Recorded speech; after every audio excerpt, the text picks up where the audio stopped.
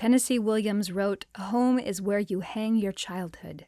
Though many of his early years were kinetic, as the Williams family moved about the South before heading north to St. Louis, the time he spent with his grandparents, particularly the time he spent living in the rectory of St. George's Episcopal Church in Clarksdale, seemed not only to be formative, but some of his happiest. Clarksdale, Mississippi, is the actual setting for several Tennessee Williams plays, including Cat on a Hot Tin Roof and Orpheus Descending.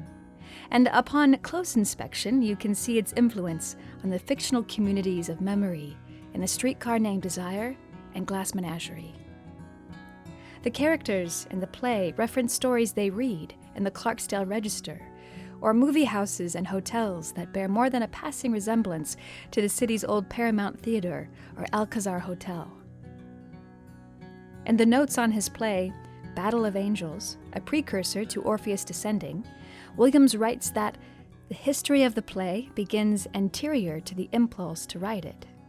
It begins as far back as I remember, in the mysterious landscape of the Delta country, the smoky quality of light, and the late afternoons, when I, as a child, accompanied by my grandfather, an Episcopal clergyman, on seemingly endless rounds of rural parishioners about such villages as Columbus, Canton, Clarksdale, and Line, Mississippi.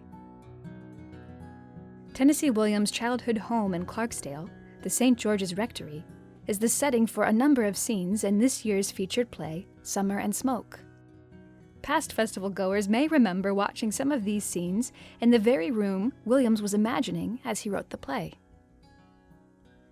Spend any time in Clarksdale and you'll have this kind of experience, catching what young Tom may have collected in his memory as that later appeared in his stories and plays. Places like the Sunflower River, nearby Friars Point on the Mississippi, the Delta Planters Bank, and the Carnegie Public Library. Just outside of town, you can still visit Moon Lake and what was the casino and club on its shore. This Oxbow Lake, just north of Clarksdale, looms large in Williams' plays. It's a landing place for many important characters and their haunted memories, like Blanche Dubois and Amanda Wingfield. But the deep memories of place goes beyond just the cypress-lined road to Moon Lake. As you drive through Clarksdale's New World District and head down Martin Luther King Boulevard towards Sunflower Avenue, you'll see the Old Grange Cemetery.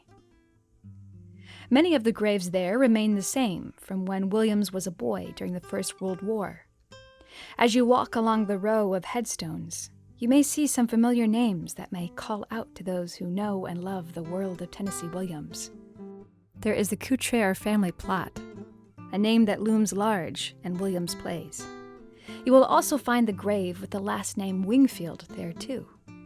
And just off the center, you'll see a grave with a large monument, topped with a stone angel looking dolefully down from above. It resembles the angel fountain featured in Summer and Smoke. And walking the city streets, you can almost see what the young Williams may have been collecting in his imagination while he stayed in Clarksdale. Much has changed in the centuries since Williams first walked the streets of Clarksdale, but you can still get a sense of what it may have been like for him then, and how those experiences have impacted his imagination as he began to knit together his plays.